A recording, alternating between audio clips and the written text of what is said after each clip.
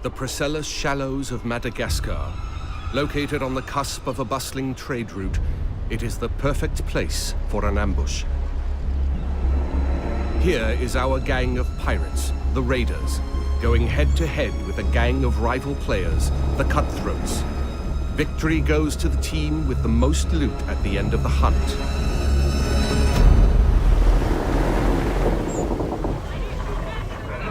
Are we ready for a hunt? Knowing how to sail with the wind is a pirate's most precious skill. Use the winds to increase your speed or to position yourself for tactical advantage in battle. To reap the most rewards, it is best to split up, some going inland, others keeping to the open sea. Each warship has unique strengths. The frigate's hull is reinforced, its arsenal equipped with numerous culverin cannons. The brigantine is devastating up close, with a battering ram designed to break any resistance. Set for top! Move! The sloop of war kills from afar, with its crippling long-ranged mortars and precise long 9 cannons. Sail! Flying hostile colors! All sail! Ride the wind! All hands on deck! Position fixed! Open fire! Nothing will save you now! Brace for impact! Woo! Drown, you soggy nutmegs! Don't let bloodlust cloud your purpose. You're here for the loot, and so are your rivals. Store the goods, then back to your stations! The team that escapes with the most loot claims victory.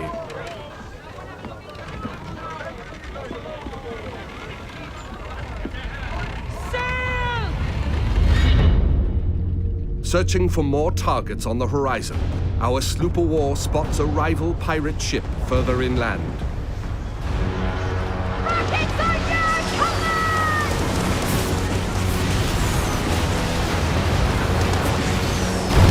Piracy man! Fire! With its heavily reinforced hull, our frigate swoops in to save the day, bearing the brunt of the damage. Fire me!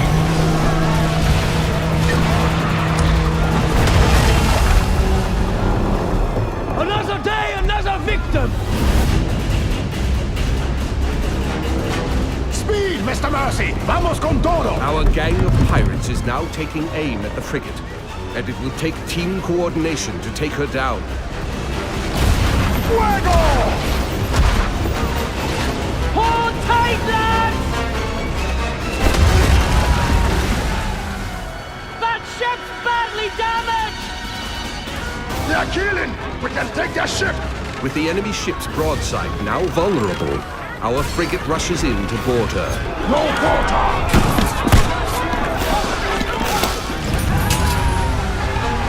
Taste the blackened silver!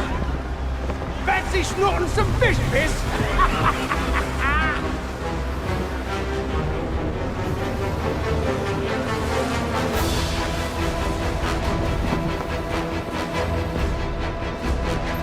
We've got pirate hunters! It's the rat fleet! Man au war! Rockets away! Pirate hunters have been sent in, signaling the end of the hunt. They target the pirates with the most stolen loot.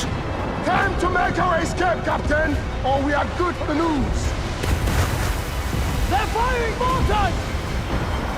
Full tilt, Silbo, full tilt! The pirate hunter defenses are so strong that the only option is escape. The brigantine is sacrificing herself to buy time for the frigate, who carries the most loot. Raid! Incoming fire! The frigate now needs to make its escape through the reefs. Captain, let's make for the reefs! Successful pirates know when to run, with their hulls full and the wind at their backs.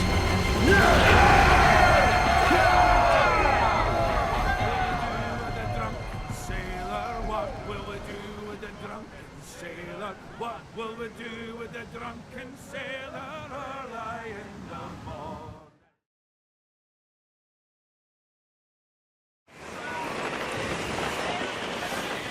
There's a new pirate adventure on the horizon, Skull and Bones, and its port of origin is Ubisoft Singapore.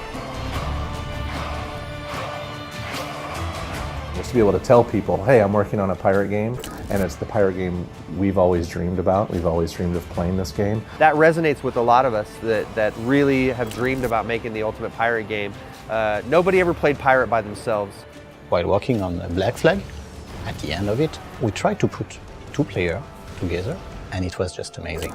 Like that very simple experience, just two ships with those great cannons, all that firepower that you give to the player, and you blow everything. That was just super cool. We already knew that something great could come out of that. We're not making Black Flag 2.0, we're making our own game, but we really went to school on what we've done in the past. In this video, you'll learn what it takes to become a pirate kingpin, how you'll craft your fleet to aid your allies and loot your enemies, why the Indian Ocean is the true home of piracy, and how the team's experience and expertise from working on Assassin's Creed 4 Black Flag inspired them to embark on this ambitious new journey.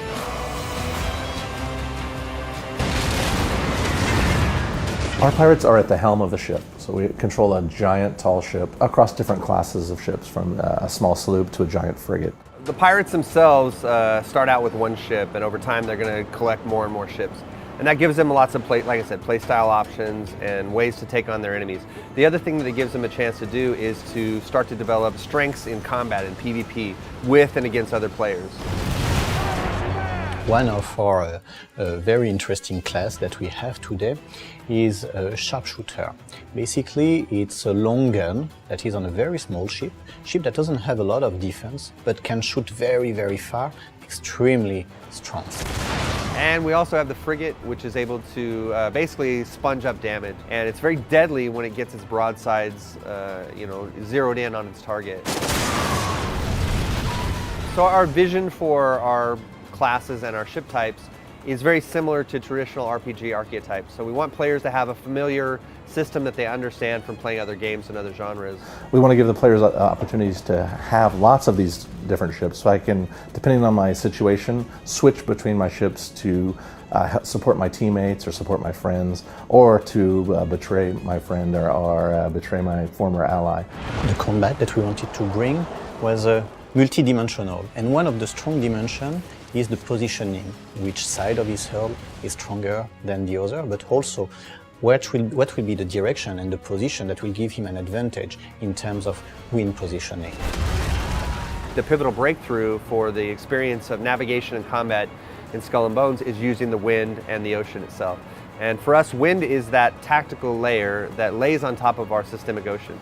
So wind is not just a navigation tool, it's how you assess a situation. It's used for positioning, to be in the right position to strike. It can be used both offensively and defensively. It's a way for you to escape quicker and gain an advantage on your prey. So we can read it in every single element of the world, read it in the stream that you can see in the world, read it in the sails, the way they are turning, the way they are inflating.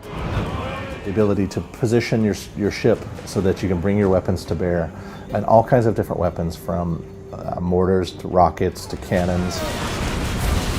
There are a lot of key things that you have to juggle. You have the ability to go up to the crow's nest. You have a much wider FOV, almost a 360 degree if you go around view of the environment. That helps you make decisions using the wind, the environment, and the position of your target. Position fixed! Open fire! So when you're constantly learning the abilities of your ship, compounded by the weaknesses of your target, you're even able to become a more deadly predator. We want players to feel powerful, but not all of the factions are toothless. So when the player encounters these factions, he'll have to make those decisions. Is it a target I can take on by myself? Is it something where I've got to take down using my friends? I've got to call some of my buddies and my gang and bring them online with me, or I'm not going to have a chance. The world reacts, and that's where our pirate hunters come in. They represent the VOC, and they have a vested interest in securing the safety of their merchant ships. So the more thefts, the more heists that take place, the more likely it is in the world and in Loot Hunt that the pirate hunter is going to respond and try to hold you accountable for robbing from them. I will say that the pirate hunters are something you can't tackle by yourself, and there's going to be lots of encounters like that in Skull and Bones where you have to work together with your friends. But we'll wait and see. I mean, the idea is to put these things in a world that is logical and cohesive, and I'm not going to say it's impossible. I'm just saying don't try to do it by yourself. I'm sure someone's going to try to do it. Oh, of course. And somebody will be successful, but that guy will be legendary.